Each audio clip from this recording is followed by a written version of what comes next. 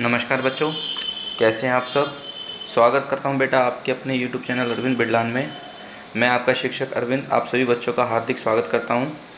और जो बच्चे इस चैनल में नए हैं, मैं उनसे कहना चाहता हूं कि वो वीडियो को लाइक कीजिए, अगर वीडियो पसंद आती है चैनल को सब्सक्राइब कीजिए। और बेटा जो वीडियो आप लोगों को सेंड की जा रही है, जो आप लोगों के लिए बनाई जा रही है, उसको दूसरे बच्चों तक शेयर कीजिए ताकि उन बच्चों को भी फ़ायदा हो सके। ठीक है बच्चों। तो आज जो मैं आप लोगों के सामने जो लेकर आया हूँ वो प्रैक्टिस सेट पेपर है। ठीक है, और ये क्लास 9th का है, सामाजिक विज्ञान विषय पर है। ठीक है, क्योंकि अब आप लोगों को पता ही है कि आने वाले समय में आप लोगों की परीक्षाएं हो सकती है कभी भी, तो इसीलिए एक प्रैक्टिस सेट पेपर आप लोगों के लिए लाया हूँ मैं। तो आज हम उसको सॉल्व करेंगे ताकि आप लोगों का बहुत अच्छे तरीके से कुछ अभ्यास हो सके प्रश्नों को लेकर। ठीक है बच्चों, तो चलिए शुरू करते हैं। देखिए यहाँ पर कुछ जो है सामान्य निर्देश दिए हुए हैं, तो ये आप सभी बच्चे पढ़ लेंगे, इसमें कुछ ऐसा है नहीं जो आपको बताया जाए। हम डायरेक्ट जो है क्वेश्चंस पे पहुँचते हैं। तो देखिए यहाँ पर हमारा एक प्रश्न दिया हुआ है। ठीक है, तो यहाँ सेक्शन ए दिया हुआ है। सेक्शन ए में पहला प्रश्न जो है जिसमें बोला गया है टाइड क्या था। ठीक है, तो टाइड क्या था, इसका जो ऑप्शन है वो है ऑप्शन नंबर सी, चर्च के द्वारा वसूला जाने वाला कर। चर्च जो है प्रत्यक्ष रूप से जो कर वसूलता था, डायरेक्ट प्रत्यक्ष जो कर वसूलता था, ठीक है, वो क्या कहलाता था, वो टाइट कहलाता था। ठीक है, और ये चर्च द्वारा वसूला जाने वाला एक टैक्स था। ठीक है बेटा, नेक्स्ट क्वेश्चन नंबर 2, 18वीं शताब्दी में फ्रांसीसी समाज कितने स्टेट्स में विभाजित था। तो फ्रांसीसी समाज की अगर हम बात करते हैं कि कितने स्टेट्स में विभाजित था, तो ये 3 स्टेट्स में विभाजित था, ऑप्शन नंबर सी। ठीक है, 3 स्टेट्स कौन कौन थे, एक तो कुलीन, ठीक है, उसके बाद पादरी और उसके बाद मध्य वर्ग। ठीक है, तो कुलीन वर्ग, पादरी वर्ग और मध्य वर्ग, ये 3 स्टेट्स में फ्रांसीसी जो है समाज बटा हुआ था। नेक्स्ट आगे देखते हैं। हाँ, थर्ड क्वेश्चन में कहता है हमें गलत मिलान की पहचान करनी है। ठीक है, गलत जो है हमें वो पहचानना है। तो देखिए पहले ऑप्शन में आपको दे रखा है रॉबेस्पियर क्या है, ये शासक है, बिल्कुल सही है। रॉबेस्पियर क्या था, एक शासक था। उसके बाद बी में लुई 16 भी क्या था, एक शासक था। फिर उसके बाद नेपोलियन भी क्या था, एक शासक था। ठीक है, परंतु इसमें जो ऑप्शन दिया हुआ है ऑप्शन नंबर सी जो है जॉन लॉक एक शासक नहीं था, ये क्या था, ये एक दार्शनिक था। ठीक है, ये क्या था, ये एक दार्शनिक था। तो इसका जो सही आंसर होगा वो होगा ऑप्शन नंबर हमारा सी। ठीक है, नेक्स्ट क्वेश्चन नंबर 4, अपनी पूंछ मुंह में लिए हुए सांप प्रतीक है। ठीक है, तो अपनी पूंछ मुंह में लिए हुए सांप प्रतीक है किसका, ऑप्शन नंबर बी, सनातनता का। ठीक है, उम्मीद करता हूँ बच्चों को समझ में आ रहा होगा। तो प्रश्न नंबर 4 का जो सही उत्तर है वो ऑप्शन नंबर बी है। नेक्स्ट क्वेश्चन नंबर 5, दासों की आज़ादी का प्रतीक क्या है। दासों की आज़ादी का जो प्रतीक है वो है ऑप्शन नंबर ए, टूटी हुई जंजीर। ठीक है बेटा, तो इसका 5वें का जो सही उत्तर है वह है ऑप्शन नंबर ए, टूटी हुई जंजीर। इसके बाद क्वेश्चन नंबर 6, सही मिलान को हमें पहचानना है। तो जो इसमें सही मिलान है वो कौन सा है, तो हमें ऑप्शन दे रखे हैं A B C D. A Mount Everest Bharat, B Dhaulagiri Bharat, C Makalu Bharat और डी कॉमेट भारत। तो जो इसका सही आंसर है वो है option number D, comet Bharat. ठीक है, नेक्स्ट हाँ, क्वेश्चन नंबर 7 में देखो कहता है मेरा एक मित्र ऐसे देश का निवासी है जिस देश की सीमा भारत के साथ नहीं लगती है। ठीक है, तो निम्नलिखित में से वह किस देश का निवासी होगा। हमें उस देश को बताना है जिसकी सीमा भारत के साथ नहीं लगती है। यहाँ पर स्पेसिफाई कर दिया है नहीं लगती है। ठीक है, तो कौन सा वो देश है जिसकी सीमा भारत के साथ नहीं लगती है। तो देखिए भूटान, इसकी सीमा भारत के साथ लगती है, बांग्लादेश की सीमा भारत के साथ लगती है, नेपाल की सीमा भारत के साथ लगती है। परंतु अगर हम बात करते हैं ईरान की, तो ईरान की जो सीमा है वो भारत के साथ नहीं लगती है। ठीक है, तो इसका जो ऑप्शन होगा option number B, Iran. Iran की जो सीमा है वो भारत के साथ नहीं लगती है। ठीक है बच्चों, नेक्स्ट आगे कहता है क्वेश्चन नंबर 8 में कहता है 82 डिग्री 30 मिनट पूर्वी देशांतर कहलाती है। तो 82 डिग्री 30 मिनट जो पूर्वी देशांतर है ये क्या है, ये है भारत का मानक माध्य। ठीक है, तो भारत का मानक माध्य जो है 82 डिग्री 30 मिनट पूर्वी देशांतर कहलाती है। ठीक है, इस रेखा से हम लोग क्या करते हैं, भारत का समय निर्धारित करते हैं। ये हमारे देश का समय निर्धारित करने वाली रेखा कहलाती है। ठीक है, नेक्स्ट क्वेश्चन नंबर 9 देखिए क्या कहता है, निम्नलिखित में से किस भारतीय राज्य की सीमा पाकिस्तान से नहीं मिलती है। अब यहाँ भी हमें स्पेसिफाई कर दिया है नहीं मिलती है। ठीक है, तो आप लोगों को ये बहुत ध्यान में रखना है क्वेश्चन पढ़ते समय कि नहीं मिलती है, इसका मतलब फोकस क्या किया जा रहा है, जो राज्य की सीमा भारत के साथ, पाकिस्तान के साथ भारत की नहीं मिलती। तो यहाँ पर स्पेसिफाई है नहीं, तो कौन सा ऐसा राज्य जिसकी सीमा पाकिस्तान से नहीं लगती। तो देखो, पंजाब की सीमा पाकिस्तान के साथ लगती है, राजस्थान की सीमा पाकिस्तान के साथ बिल्कुल लगती है, गुजरात की सीमा पाकिस्तान के साथ बिल्कुल लगती है। तो जो इसका आंसर होगा वो आंसर है option number B, Himachal Pradesh. Himachal Pradesh की सीमा पाकिस्तान के साथ नहीं लगती है। ठीक है बच्चों, नेक्स्ट क्वेश्चन नंबर है 10, अरब सागर स्थित है। अरब सागर कहाँ स्थित है, अरब सागर स्थित है भारत के पश्चिम में। देखिए, अगर ये भारत का अगर हम मैप बनाते हैं तो अरब सागर हमारा यहाँ पर है, तो ये साइड हमारी क्या है, ये साइड हमारी पश्चिम में हो गई। ठीक है, तो भारत के पश्चिम में अरब सागर स्थित है। नेक्स्ट क्वेश्चन नंबर 11 कहता है हिमालय के सबसे उत्तरी श्रृंखला को कहा जाता है। हिमालय की सबसे उत्तरी श्रृंखला क्या कहलाती है, वो कहलाती है Himadri. Option number D, Himadri जो है ये हिमालय की सबसे उत्तरी श्रृंखला होती है। ठीक है, क्वेश्चन नंबर 12 कहता है भांगर। भांगर जो है ये क्या होता है, तो भांगर और खादर आप लोगों ने पढ़ा होगा। खादर और भांगर जो है ये मिट्टी के एक प्रकार होते हैं। तो यहाँ पर हमसे भांगर की बात की जा रही है, तो भांगर क्या है, ऑप्शन नंबर बी, पुराने जलोढ़ मैदान। ठीक है, तो इसका सही जो है उत्तर है ऑप्शन नंबर बी, पुराने जलोढ़ मैदान। ठीक है बच्चों, उम्मीद करता हूँ आप बच्चों को समझ में आ रहा होगा बेटा। तो वीडियो को आगे दूसरे बच्चों तक शेयर कीजिए। ठीक है, और जो बच्चे नए हैं चैनल में वो चैनल को सब्सक्राइब कीजिए बेटा। क्वेश्चन नंबर 13 में बोलता है कि निम्नलिखित में से किसने 2002 में पाकिस्तान में लीगल फ्रेम ऑर्डर लागू किया। तो लीगल फ्रेम ऑर्डर लागू करने वाला वो व्यक्ति कौन है। ठीक है, तो 1999 में पाकिस्तान की सरकार का तख्ता पलट करने वाला वो व्यक्ति जिसने लीगल फ्रेम ऑर्डर भी लागू किया था। ठीक है, पाकिस्तान की सरकार का 1999 में तख्ता पलट करने वाला व्यक्ति और सैन्य व्यवस्था, सैनिक शासन को लाने वाला व्यक्ति, लीगल फ्रेम ऑर्डर लागू करने वाला व्यक्ति एक ही है, और वो व्यक्ति है option number C, Pervez Musharraf. ठीक है, तो क्वेश्चन नंबर 13 का जो सही आंसर है वो ऑप्शन नंबर सी है, Pervez Musharraf. Next question number 14। Question number 14 में कहता है किस प्रकार की सरकार में शासक लोगों द्वारा चुने जाते हैं। तो जो शासक होते हैं वो लोगों द्वारा चुने जाते हैं। तो सीधा सीधा सही आंसर जो है ऑप्शन नंबर बी, बहुत आसान सा सवाल था ये तो, लोकतांत्रिक। ठीक है, लोकतांत्रिक सरकार में जो शासक होते हैं वो लोगों के द्वारा चुने जाते हैं। ठीक है, क्वेश्चन नंबर 15, किसी देश में केवल एक ही दल के सदस्यों को चुनाव में खड़े होने का अधिकार प्राप्त होता है। इस प्रकार के चुनाव के बाद बनी हुई सरकार क्या कहलाएगी। ठीक है, तो ऐसी सरकार जिसमें केवल एक ही दल के सदस्य चुनाव में खड़े हो सकते हैं, तो ऐसी सरकार जो है सरकार वो कहलाती है गैर लोकतांत्रिक सरकार। Option number B. ठीक है, नेक्स्ट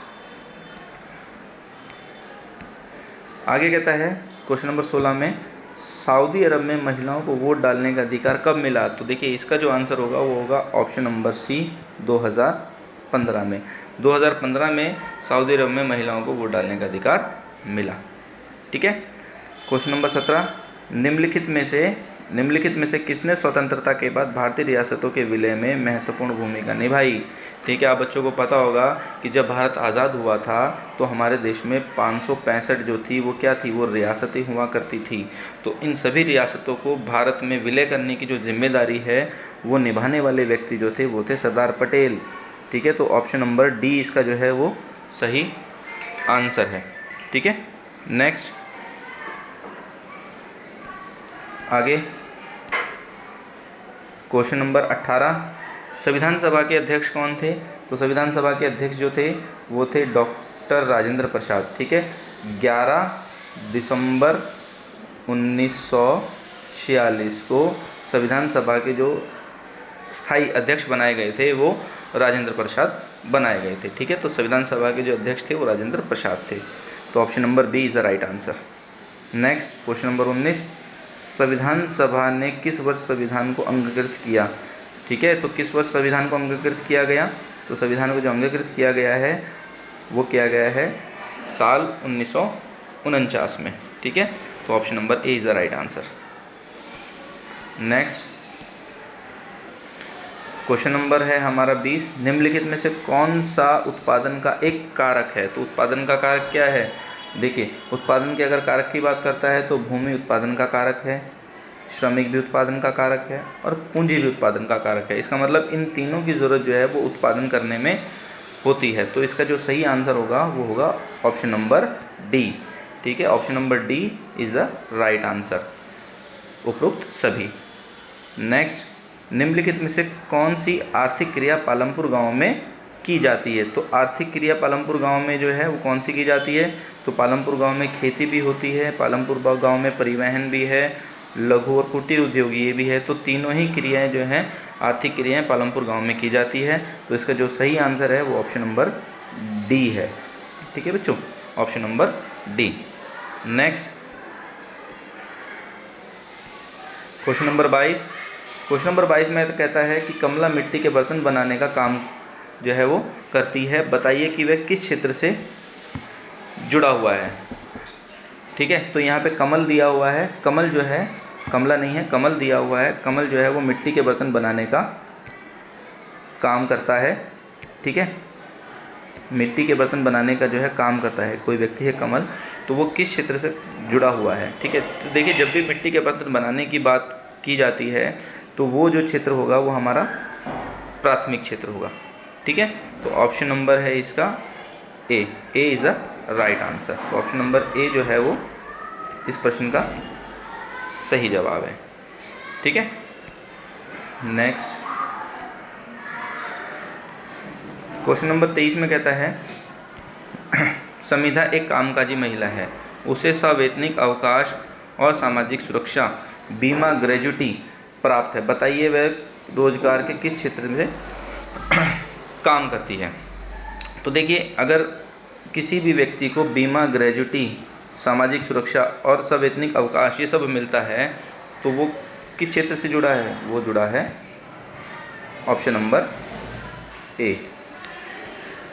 ठीक है, option number A is the right answer. ठीक है बच्चों, उम्मीद करता हूँ आपको समझ में आ रहा होगा बेटा। क्वेश्चन नंबर 24, क्वेश्चन नंबर 24 में कहता है कि निम्नलिखित में से कौन सा HYV, ठीक है, HYV बीजों का एक अवगुण है। अवगुण का मतलब होता है, हम बोल सकते हैं अवगुण को दोष। ठीक है, तो HYV बीजों में कौन सा एक दोष होता है, हमें यहाँ पर वो दोष बताने हैं। तो देखिए ऑप्शन नंबर ए में दे रखा है रासायनिक उर्वरकों का ज़्यादा उपयोग होता है, बिल्कुल ठीक बात है। इसमें HIV बीजों का अवगुण जो है इसमें रासायनिक उर्वरकों का प्रयोग होता है।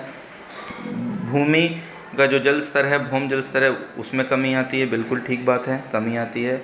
भूमि की उर्वरकता भी कम होती है, बिल्कुल सही बात है। इनका इस्तेमाल करने से बीजों, इस तरीके के बीजों का इस्तेमाल करने से भूमि की उर्वरकता में भी कमी आती है। तो ये तीनों चीज़ें जो हैं HYV जो बीज है, HYV जो बीज है उसका अवगुण है। तो इसका जो सही ऑप्शन होगा, ऑप्शन नंबर होगा डी।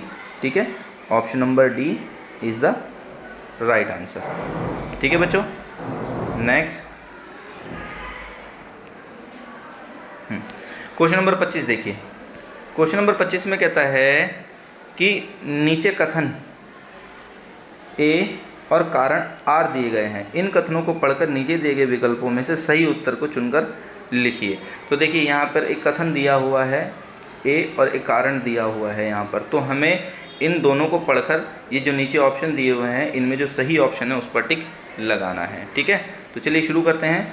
देखिए कथन क्या कहता है, कहता है ए में कि भारत जो है ये क्या है, भारत एक लोकतांत्रिक देश है ना। तो भारत क्या है, एक लोकतांत्रिक देश है, बिल्कुल सही बात है, भारत क्या एक लोकतांत्रिक देश है। ठीक है, क्योंकि यहाँ पे मैंने एक वर्ड जोड़ दिया क्योंकि। ठीक है, क्योंकि भारत में जनता द्वारा चुने हुए प्रतिनिधि सारे निर्णय लेते हैं। बिल्कुल सही बात है, भारत एक लोकतांत्रिक देश है क्योंकि भारत में जनता द्वारा चुने हुए प्रतिनिधि सारे निर्णय लेते हैं। तो इसका जो सही आंसर है वो है ऑप्शन नंबर ए।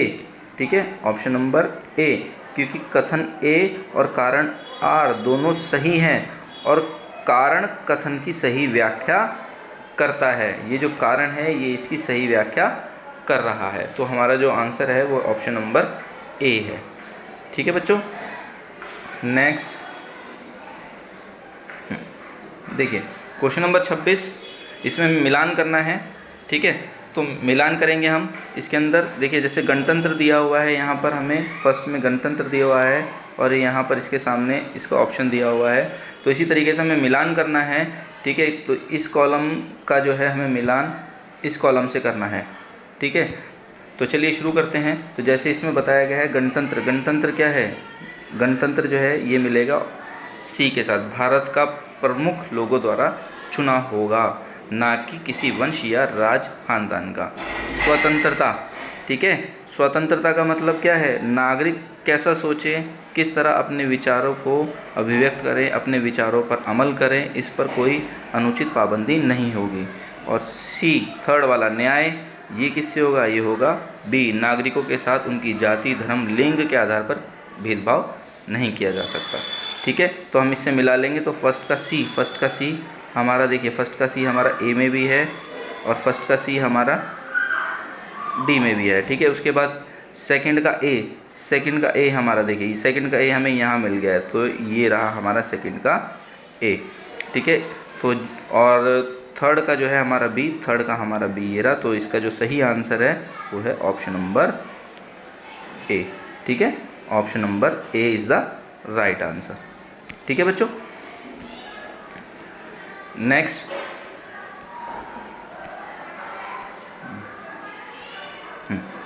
आगे कहता है निम्नलिखित में से किस देश से प्रेरणा लेकर समकालीन दुनिया के अधिकांश देश अपने संविधान की शुरुआत एक प्रस्तावना से करते हैं। देखिए सभी देशों में संविधान की शुरुआत में एक प्रस्तावना होती है ना, जैसे हमारे देश के संविधान में प्रस्तावना है कि हम भारत के लोग, जिसकी शुरुआत होती है हम भारत के लोग से। तो ये जो प्रस्तावना का जो सिद्धांत है ये हमने किस देश से लिया है, ये लिया है हमने अमेरिका से, ऑप्शन नंबर सी। ठीक है, इस प्रश्न का सही उत्तर है ऑप्शन नंबर सी। नेक्स्ट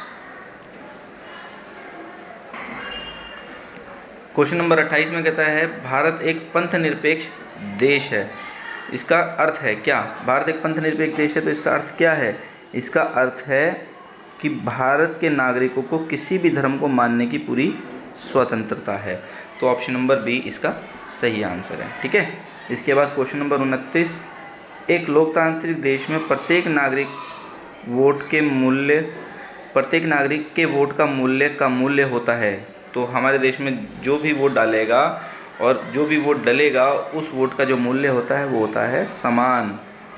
चाहे अंबानी वोट डाले चाहे कोई गरीब व्यक्ति वोट डाले, तो इनके वोट का मूल्य जो है समान होता है। ठीक है, तो option number A is the right answer. Next आगे क्वेश्चन में कहता है कि चीन एक अलोकतांत्रिक देश है। चीन एक अलोकतांत्रिक देश है क्योंकि चीन के लोगों के पास चुनाव में कोई विकल्प नहीं होता। ठीक है, चीन एक अलोकतांत्रिक देश है। अलोकतांत्रिक को हम गैर लोकतांत्रिक भी बोल सकते हैं, तो हम इसको कह सकते हैं कि चीन एक अलोकतांत्रिक या गैर लोकतांत्रिक देश है क्योंकि चीन के लोगों के पास चुनाव में कोई विकल्प नहीं था। बिल्कुल सही है, तो इसका जो सही आंसर है वो है ऑप्शन नंबर ए। कथन और कारण दोनों सही है और जो हमारा कारण है वो कथन की सही व्याख्या करता है। क्वेश्चन नंबर अब आगे हम करते हैं 31 क्वेश्चन देखिए। आगे कहता है निम्नलिखित में से लोकतंत्र के पक्ष में कौन सा तर्क उचित है। तो कौन सा तर्क उचित है लोकतंत्र को अगर हम देखें तो देखिए, फर्स्ट में कहता है बेहतर निर्णय लेने की संभावना होती है। बिल्कुल सही बात है, लोकतंत्र में जो है अच्छे निर्णय लिए जाते हैं, इसकी संभावना होती है। दूसरे सेकंड स्टेटमेंट में कहता है नागरिकों के सम्मान, इसमें नागरिकों का सम्मान बढ़ता है। ठीक है, तो पहले दोनों हमारे स्टेटमेंट सही है। तीसरी स्टेटमेंट में कहता है निर्णय लेने में देरी होती है, ये गलत है। लोकतंत्र में इस तरह का कोई भी जो है नहीं होता कि निर्णय लेने में देरी होती है। तो जो ये थर्ड वाला है ये हमारा गलत है। तो थर्ड को अगर हम गलत कर देते हैं तो देखिए ये हमारा कट जाएगा और ये हमारा कट जाएगा। तो हमारे पास क्या बचता है, हमारे पास ए और बी बचता है, लेकिन हमारी दोनों स्टेटमेंट ठीक है। तो जो हमारा सही ऑप्शन है वो ऑप्शन नंबर बी है, फर्स्ट और सेकंड दोनों। नेक्स्ट प्रश्न नंबर कहता है 32 में आज़ादी की लड़ाई के दौरान भारतीय राष्ट्रीय कांग्रेस के किस नेता ने 8 अन्य नेताओं के साथ मिलकर 1928 में भारत का संविधान बनाया। तो 1928 में भारत का संविधान बनाने वाला जो व्यक्ति थे वो थे बी मोतीलाल नेहरू। ठीक है, option number B. Next question number 33 में बताता है, देखिए फिर से कारण कथन वाले सवाल हैं। तो इसमें देखिए बोला गया है, कारण कथन में बोला गया है अरुणाचल प्रदेश और गुजरात के स्थानीय समय में 2 घंटे का अंतर है। बिल्कुल सही बात है, 2 घंटे का अंतर है। फिर हमने यहाँ क्या लगाया, क्योंकि भारत की मानक समय रेखा का मान 82 डिग्री 30 मिनट है। बिल्कुल सही है। तो इसका जो सही आंसर है वह ऑप्शन नंबर 1, कारण और कथन दोनों सही है, और कारण जो है कथन की सही व्याख्या करता है। ठीक है बच्चों, उम्मीद करता हूँ बच्चों को समझ में आ रहा होगा बेटा। क्वेश्चन नंबर देखिए अब 34। क्वेश्चन नंबर 34 में कहता है कि निम्नलिखित कथनों में से भारत के संदर्भ में जो है कौन सा सही है। तो कौन सा कथन जो है भारत के संबंध में सही है। तो देखिए जो इसका सही आंसर है वह है ऑप्शन नंबर बी। क्षेत्रफल की दृष्टि से भारत जो है ये विश्व का 7वां सबसे बड़ा देश है। तो जो सही कथन है वो ऑप्शन नंबर बी है। ठीक है, इसके बाद क्वेश्चन नंबर 35। क्वेश्चन नंबर 35 में देखो इसमें एक विशेषता दी गई है, यहाँ बॉक्स में एक विशेषता दी गई है। तो हमें ये पहचानना है कि विशेषता इन ऑप्शंस में से किसकी है। ठीक है, तो जैसे पहले पार्ट में दिया गया है कि मेज की आकृति वाला स्थल है, बिल्कुल सही है। ठीक है, और पुराने अग्नि और रूपांतरित शैलों से बना है। ठीक है, इसके 2 मुख्य भाग हैं, मध्य उच्च भूमि और दक्कन का पठार। तो देखिए यहाँ दक्कन का पठार, यहाँ से हम पता लगा सकते हैं दक्कन का पठार। यहाँ ऑप्शन में दक्कन का पठार कहाँ पाया जाता है, दक्कन का पठार पाया जाता है प्रायद्वीपीय पठार में। तो जो इसका सही आंसर है वो है ऑप्शन नंबर बी। ठीक है बच्चों, नेक्स्ट क्वेश्चन कहता है बारकन क्या है। बारकन क्या है, तो इसका जो सही आंसर है वो ऑप्शन नंबर बी है। बालू के अर्धचंद्राकार जो है टीले बारकान कहे जाते हैं। ठीक है, क्वेश्चन नंबर 37, निम्नलिखित में से कौन सा द्वीप प्रबलों से बना है। तो प्रबल द्वीप जो है वो है हमारा Lakshadweep. Option number C is the right answer. ठीक है, क्वेश्चन नंबर 38 में देखते हैं गोवा के दक्षिण में स्थित पश्चिमी तटीय पट्टी क्या कहलाती है। तो पश्चिमी तटीय पट्टी जो गोवा के दक्षिण में स्थित है वो कहलाती है मालाबार। ठीक है, अगर ये भारत का साउथ का नक्शा है तो ये वाली जो पट्टी है, ये वाली जो पट्टी ये कहलाती है मालाबार तट। ठीक है बच्चों, नेक्स्ट देखिए क्वेश्चन नंबर 39 में कहता है, कथन कहता है भूमि उत्पादन एक प्रमुख कारक है। ठीक है, भूमि उत्पादन का एक प्रमुख कारक है। कारण कहता है भूमि दुर्लभ और सीमित है। ठीक है, अगर मैं यहाँ पे लगा देता हूँ क्योंकि, अब इसको कैसे पढ़ेंगे, भूमि उत्पादन का एक प्रमुख कारण है क्योंकि भूमि दुर्लभ और सीमित है। तो कथन और कारण हमारे दोनों सही हैं, लेकिन कारण जो है वो कथन की सही व्याख्या नहीं करता है। तो जो सही आंसर है वो इसका ऑप्शन नंबर बी है। कथन और कारण दोनों सही हैं, लेकिन कथन कारण की सही व्याख्या नहीं करता है। तो option number B is the right answer. ठीक है बच्चों। नेक्स्ट क्वेश्चन नंबर 40 में देखिए कहता है कि निम्नलिखित में से गलत कथन को पहचाना है। तो गलत कथन कौन सा है हमारा? देखिए गलत कथन जो है ये है हमारा ऑप्शन नंबर बी, भवन क्रियाशील पूंजी का उदाहरण है। ये हमारा गलत है। भवन जो है क्रियाशील पूंजी का उदाहरण नहीं होता, ये स्थायी पूंजी का उदाहरण होता है। तो option number B is the right answer. ठीक है। नेक्स्ट क्वेश्चन नंबर 41 में देखो क्या कहता है। कथन में कहता है गांव में मौसमी बेरोजगारी अधिक पाई जाती है क्योंकि गांव में मौसमी बेरोजगारी अधिक पाई जाती है क्योंकि ज़्यादातर लोग जो है खेती पर आश्रित होते हैं। बिल्कुल सही बात है, गांव में मौसमी बेरोजगारी पाई जाती है क्योंकि लोग जो है खेती पर आश्रित होते हैं। तो जो सही आंसर है वो इसका है option number A.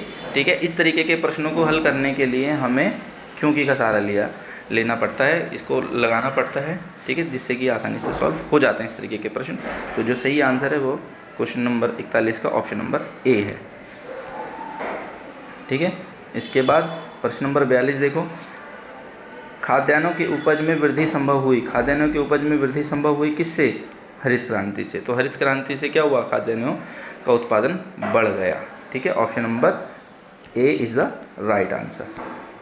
Next question number 43 देखिए 43 कहता है फ्रांस में बढ़ते करों से सबसे ज़्यादा तीसरा स्टेट प्रभावित था। ठीक है। फ्रांस में बढ़ते करों से सबसे ज़्यादा तीसरा स्टेट प्रभावित थे क्योंकि फ्रांस में केवल तीसरे स्टेट को ही कर देना पड़ता था। ठीक है। क्योंकि फ्रांस में जो तीसरा स्टेट था उसको ही कर देना होता था। बिल्कुल सही बात है। तो जो हमारा ए ऑप्शन है ये बिल्कुल सही है। कथन और कारण दोनों सही है और कारण जो है कथन की सही व्याख्या कर रहा है। तो option number A is the right answer. Next अगला क्वेश्चन कहता है, कथन में कहता है फ्रांस में 1793 से लेकर 1794 तक का जो काल होता है उसे आतंक का युग कहा जाता है। ठीक है। कारण क्या कहता है? रोबेस्पियर ने दंड और नियंत्रण की सख्त नीति अपनाई। अगर मैंने यहाँ लगा दिया क्योंकि रोबेस्पियर ने दंड और नियंत्रण की नीति अपनाई इसीलिए इसको आतंक का युग कहा जाता है। तो दोनों स्टेटमेंट हमारी सही है और ये इसकी सही व्याख्या करता है। तो option number A is the right answer. ठीक है बच्चों। नेक्स्ट अगला क्वेश्चन है क्वेश्चन नंबर 45, महिला एवं नागरिक अधिकार घोषणा पत्र किसने तैयार किया था? तो जिसका सही आंसर है वो है ऑप्शन नंबर बी, ओलंपे द गूज। इसने महिला और नागरिक अधिकार घोषणा पत्र को तैयार किया था। ठीक है। क्वेश्चन नंबर 46 देखिए, मिलान करने वाला है। ठीक है। तो इसको हमें मिलान करना है। तो जैसे ये एक हमें कॉलम दिया हुआ है यहाँ पर और एक कॉलम हमें यहाँ दिया हुआ है, तो हमें इसका मिलान करना है। तो चलिए इसका मिलान करते हैं। देखिए मिलान में कहता है राजदंड। राजदंड क्या है? राजदंड है ये क्या है? ये शाही सत्ता का प्रतीक है। ठीक है। इसके बाद तो फर्स्ट का हमारा डी है। तो देखो फर्स्ट का डी कहाँ है? फर्स्ट का डी ऑप्शन सी में है और ऑप्शन डी दोनों में है। इसके बाद सेकंड का क्या है? सेकंड का है लाल फ्राइजिन टोपी। ये है ऑप्शन नंबर सी, दासों द्वारा स्वतंत्र होने के बाद पहने जाने वाली टोपी। तो सेकंड का सी है। सेकंड का सी देखो हमारा कहाँ पर है? सेकंड का सी हमारा यहाँ पर हमें मिल गया है, सेकंड का सी। ठीक है। तो ये हमारा सही ऑप्शन क्या है? Option number D is the right answer. ठीक है। और इसके बाद थर्ड का बी, देखिए थर्ड का बी देने वाली स्त्री, ये हो गया कानून का मानवीय रूप, और विधिपट ये हो गया कानून की नज़र में सब बराबर। तो जो सही ऑप्शन है वो है हमारा option number D is the right answer. ठीक है बच्चों। अब हम आते हैं सेक्शन नंबर, ये हमारा दे रखा सी। इसमें आपको पैराग्राफ दिया हुआ है। ठीक है। तो ये पैराग्राफ आपको करना है। तो इसके पैराग्राफ के जो क्वेश्चंस हैं इनके आंसर्स हम लोग डिस्कस करेंगे। तो देखिए जैसे इसमें बोला गया है क्वेश्चन नंबर 47 में, मैं डायरेक्ट इसका आंसर बता देता हूँ, आप लोग इसको अच्छे से पढ़ लेना बेटा, क्योंकि वीडियो काफ़ी लंबी हो जाएगी फिर।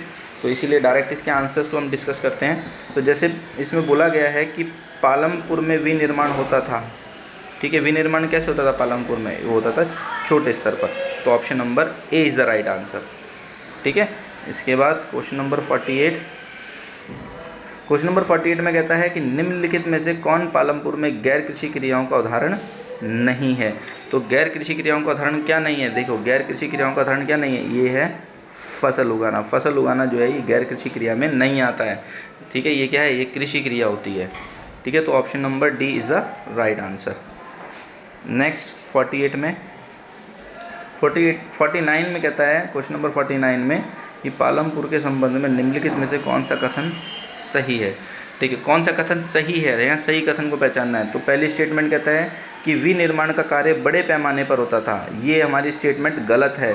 विनिर्माण का कार्य बड़े पैमाने पर नहीं होता था, विनिर्माण का कार्य होता था छोटे पैमाने पर पालनपुर में, है ना, छोटे पैमाने पर। तो अगर हमारी ये फर्स्ट स्टेटमेंट गलत है तो हम देखो इसको काट भी सकते हैं और सही आंसर का पता लगा सकते हैं। तो फर्स्ट गलत है तो ये ऑप्शन भी गलत है हमारा, क्योंकि ऑप्शन सी में भी फर्स्ट आ रहा है, ये भी गलत है, और ऑप्शन डी में भी फर्स्ट आ रहा है, ये भी गलत है। तो इसको हम एलिमिनेट करके भी कर सकते हैं। तो इसका जो सही आंसर बनता है हमारा वो है ऑप्शन नंबर हमारा है बी, ठीक है बच्चों। तो option number B is the right answer, ठीक है बेटा।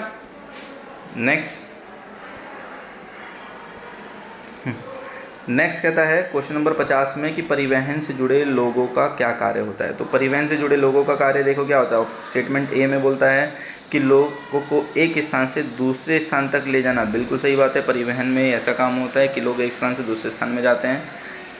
बी में कहता है कि वस्तु को एक स्थान से दूसरे स्थान पर ले जाना, ठीक है, बिल्कुल ये भी सही बात है कि सामानों को एक जगह से दूसरी जगह तक ले जाने का काम भी परिवहन में ही से जुड़े लोगों के अधीन ही आता है। तो दोनों स्टेटमेंट ठीक है। तो जो इसका सही आंसर है वह है सी, ए और बी दोनों सही है। तो सही ऑप्शन है 50 का ऑप्शन नंबर सी। के बाद नेक्स्ट क्वेश्चन नंबर 51 में कहता है पालमपुर में निम्नलिखित में से कौन सी आर्थिक क्रिया का उदाहरण है। देखो आर्थिक क्रिया की अगर हम बात करते हैं पालमपुर में, तो आर्थिक क्रिया में क्या आएगा। आर्थिक क्रिया में देखो जैसे इसमें दुकानदारी दिया हुआ है, ये भी आर्थिक क्रिया है, विनिर्माण कार्य ये भी आर्थिक क्रिया है, और परिवहन सेवा ये भी आर्थिक क्रिया है। तो ये तीनों ही हमारे आर्थिक क्रिया का उदाहरण है। तो इसीलिए जो सही आंसर है वह ऑप्शन नंबर डी है, ठीक है बेटा। Option number D is the right answer. Next आगे कहता है पालमपुर और रायगंज के बीच में निम्नलिखित में से कौन सा परिवहन का साधन उपयोग में नहीं लाया जा सकता, ठीक है, या नहीं लाया जाता है। तो कौन सा वो साधन है जो पालमपुर और रायगंज के बीच में नहीं इस्तेमाल किया जाता। तो जो सही आंसर है वो है हवाई जहाज़। Option number D is the right answer, ठीक है। नेक्स्ट अब एक पैराग्राफ आपको और दिया हुआ है यहाँ पर, ये फ्रांसीसी क्रांति से जुड़ा हुआ पैराग्राफ है। चलिए इसको क्वेश्चंस को पढ़ते हैं, ठीक है। अब देखिए तो 53 में जैसे पूछा गया है कि मध्य वर्ग खिलाफ थे। मध्य वर्ग खिलाफ थे किसके, मध्य वर्ग खिलाफ थे ऑप्शन नंबर बी जन्म आधारित विशेष अधिकारों के, ठीक है। क्योंकि आप बच्चों को पता होगा कि फ्रांसीसी क्रांति शुरू क्यों होती है। फ्रांसीसी क्रांति शुरू इसलिए होती है क्योंकि कुछ लोगों को ही जो है विशेष अधिकार मिले होते हैं, बाकी जो मध्य वर्ग होता है उन पर ज़बरदस्ती टैक्स लगाए जाते हैं, उनका शोषण किया जाता है, ठीक है। तो जो मध्य वर्ग था वो किसके खिलाफ था, वो खिलाफ था जन्म आधारित जो विशेष अधिकार हैं उनके खिलाफ था। नेक्स्ट 54 में सत्ता के अंदर सत्ता विभाजन का मत किसने प्रस्तुत किया।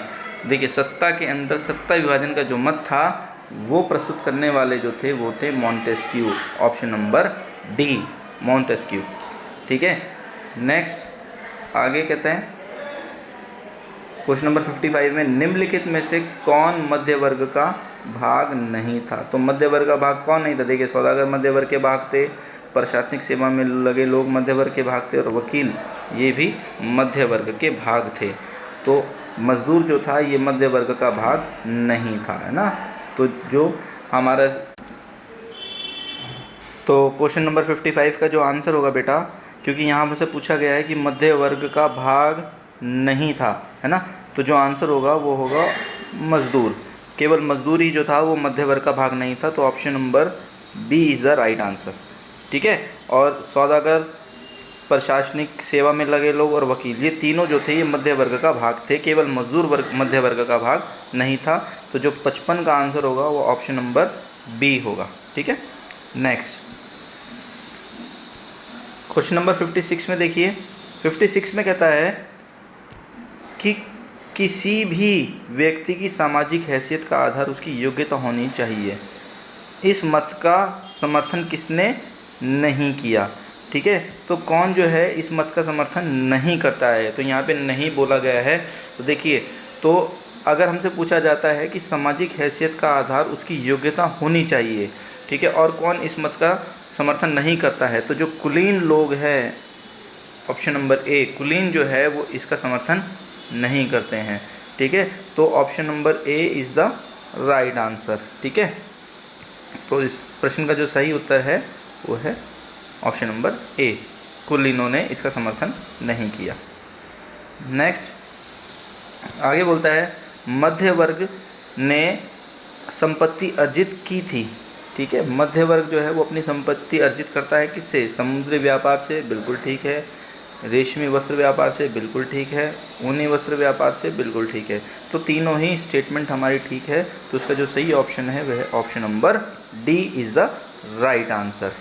ठीक है, ऑप्शन नंबर डी क्या है, ये सही है। नेक्स्ट आगे कहता है प्रश्न नंबर 58 में कि निम्नलिखित में से कौन सा कथन मध्य वर्ग के संबंध में सही नहीं है। ठीक है, इसमें भी सही नहीं वाला कथन हमें बताना है। ठीक है, तो जो इसका जो सही आंसर है वो है ऑप्शन नंबर बी। उनका मानना था कि समाज में जन्म आधारित विशेष अधिकार होने चाहिए। ठीक है, तो ये सही कथन नहीं है, ये गलत कथन है, क्योंकि मध्य वर्ग का ये मानना था कि जो समाज में विशेष अधिकार हैं वो जन्म आधारित नहीं होने चाहिए। अगर यहाँ पे नहीं होता ना, नहीं, अगर इस स्टेटमेंट में नहीं होता तो ये आंसर बिल्कुल सही हो जाता। तो यहाँ पर बोला गया है कि उनका मानना था कि समाज में जन्म आधारित विशेष अधिकार होने चाहिए। ठीक है, जो कि गलत है, इसीलिए ये स्टेटमेंट हमारा ऑप्शन नंबर बी जो है वो सही है। तो 58 का क्या है, option number B is the right answer. Next देखिए, अब आगे जो है सेक्शन डी दिया हुआ है। सेक्शन डी में आपको क्या दिया हुआ है, आपको जो है इसमें एक भारत का मानचित्र दिया हुआ है। ठीक है, जिसमें 2 बिंदु अंकित है, ए और बी। तो हमें उन ए और बिंदु को पहचान कर उनमें जो है प्रश्नों के आधार पर जो भी पूछा गया है उनको अंकित करना है। ठीक है, तो देखते हैं। देखिए यहाँ पर हमें दिया हुआ है, ठीक है, ये हमें बिंदु ए बी दिया हुआ है, ये ए दिया हुआ है। तो हमें देखना है कि यहाँ पर हमसे क्या पूछा गया है और उसको यहाँ पर अंकित करना है। ठीक है, तो देखिए प्रश्न नंबर 59 में कहता है कि भारत में दिए गए राजनीतिक मानचित्र पर संकेत ए उस राज्य की राजधानी है जिस राज्य में ये अंकित है। तो राजधानी का नाम विकल्प में पहचान कर लिखिए। तो देखिए यहाँ पर हम लोग देख सकते हैं कि ये जो राज्य है, जो ये वाला जो राज्य है, ये राज्य कहाँ पर इंडिकेट है, ये इधर इंडिकेट है, और ये राज्य जो है ये वाला राज्य है। ठीक है, जो बिहार और बंगाल से सटा हुआ राज्य है। और ये राज्य हमारा कौन सा, ये राज्य है हमारा झारखंड। झारखंड, ठीक है, और झारखंड क्योंकि हमसे राजधानी पूछा गया है तो झारखंड की राजधानी क्या है, झारखंड की राजधानी है रांची। ठीक है, तो रांची जो है वो यहाँ पर लिखा जाएगा। अब देखिए स्टेट हमसे ऑप्शन में रांची कहाँ पर दिया हुआ है, देखिए तो रांची जो है वो दिया हुआ है ऑप्शन नंबर डी में। ठीक है, तो यहाँ पर क्या आ जाएगा, रांची आ जाएगा। तो हम यहाँ पर क्या भरेंगे, हम यहाँ पर भरेंगे रांची। ठीक है बच्चों, चलिए आगे देखते हैं। नेक्स्ट